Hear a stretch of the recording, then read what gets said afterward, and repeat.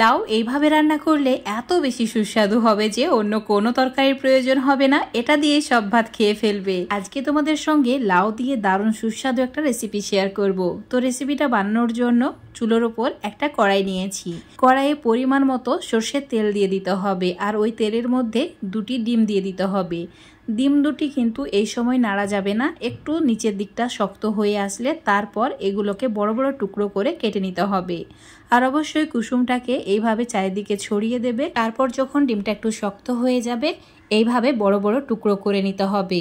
চুলার ফ্লেমটা medium to high রেখে ডিমের টুকরোগুলো একটু লালচে করে ভেজে নিতে হবে, যাতে ডিমের কাঁচা স্মেলটা চলে যায়। ঠিক এইরকম ভাজা ভাজা হয়ে গেলেই একটা প্লেটের মধ্যে তুলে নিতে হবে। আর অবশ্যই ডিমের টুকরোগুলো তেল ঝরিয়ে তুলে নেবে, কারণ এই তেলেই বাকি রান্নাটি করে নিতে হবে। এখন এই তেলের মধ্যে দিয়ে দিচ্ছি 2টি বড় সাইজের পেঁয়াজকে স্লাইস করে কেটে নিয়ে, তার সঙ্গে 4-5টি কাঁচা লঙ্কা 2 টুকরো করে কেটে নিয়ে অ্যাড করেছি। আর বেশ কিছু রসুনের কোয়াকে ছোট ছোট টুকরো করে কেটে নিয়ে অ্যাড করেছি। এখন একটু সময় নিয়ে ভেজে নিতে হবে, হালকা একটু গোল্ডেন ব্রাউন হওয়া পর্যন্ত ভাজতে হবে। চুলোর ফ্লেমটা অবশ্যই মিডিয়ামে রাখবে। পেঁয়াজ যাতে অতিরিক্ত পুড়ে না যায় তাই এই সময় 2 থেকে 3 চামচ মতো জল অ্যাড করে দিতে হবে। তারপর ঠিক এইভাবে মিশিয়ে নিতে হবে। এখন এর মধ্যে মশলা দিতে হবে। 1/2 চামচ হলুদ গুঁড়ো, আর দিচ্ছি 1/2 চামচের একটু কম লঙ্কা গুঁড়ো, স্বাদ মতো নুন, আর দিয়ে দিতে হবে 1/2 চামচের একটু বেশি জিরের গুঁড়ো। এখন সমস্ত কিছু ভালো করে কষিয়ে নিতে হবে যতক্ষণ না তেল ছাড়ছে। 2 থেকে 3 মিনিট মিডিয়াম টু লো ফ্লেমে মশলাটা কষিয়ে নিয়েছি। দেখতেই পাচ্ছ তেল ছেড়ে দিয়েছে। দিয়ে দিলাম একটা মিডিয়াম সাইজের টমেটো ছোট ছোট টুকরো করে কেটে। এখন মিডিয়াম টু লো ফ্লেমে টমেটো 1 মিনিট মতো কষিয়ে নেব, যাতে টমেটো একটু সফট হয়ে যায়।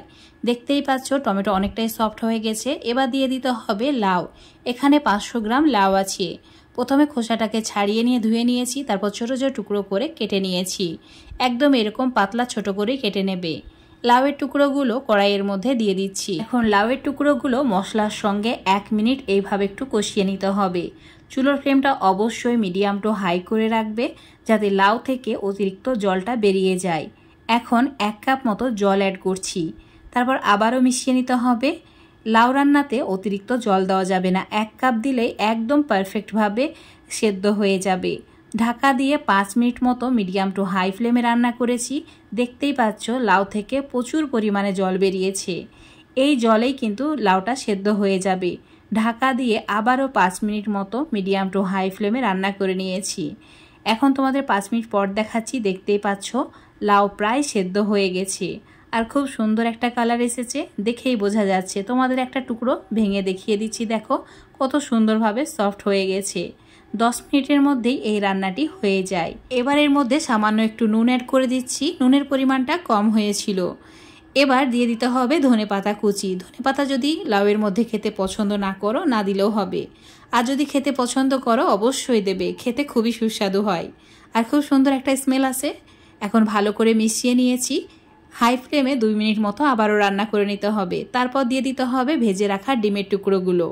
তারপর ভালো করে মিশিয়ে নিতে হবে। চুলোর ফ্লেমটা হাই রেখে ভালো করে মিশিয়ে নেবে, তাহলে এটা রেডি হয়ে যাবে। দেখতেই পাচ্ছ ঝোলের পরিমাণটা অনেকটাই ঘন হয়ে গেছে। তো চুলোটাকে অফ করে দিয়ে ঢাকা দিয়ে রেখে দিচ্ছি 5 থেকে 6 মিনিট মতো। তারপর এটাকে সার্ভ করে নিতে হবে। 6 মিনিট পর তোমাদের দেখাচ্ছি। দেখতেই পাচ্ছ কত সুন্দর একটা কালার এসছে, আর এটা খেতে এতটাই সুস্বাদু যে অন্য কোনো তরকারির প্রয়োজন হবে না। লাউ ডিমের এই রেসিপিটা যদি তোমাদের ভালো লেগে থাকে অবশ্যই বাড়িতে এইভাবে একবার বানিয়ে খেয়ে দেখবে। আশা করছি তোমাদের খুবই ভালো লাগবে। আর রেসিপিটা ভালো লাগলে অবশ্যই লাইক শেয়ার কমেন্ট করে দেবে। ফেসবুক পেজ থেকে যদি দেখো পেজটাকে অবশ্যই ফলো করে নেবে। ইউটিউব থেকে দেখলে চ্যানেলটাকে সাবস্ক্রাইব করে রাখবে আরও এরকম রেসিপিগুলো পাওয়ার জন্য। তো বন্ধুরা অবশ্যই বাড়িতে বানাবে।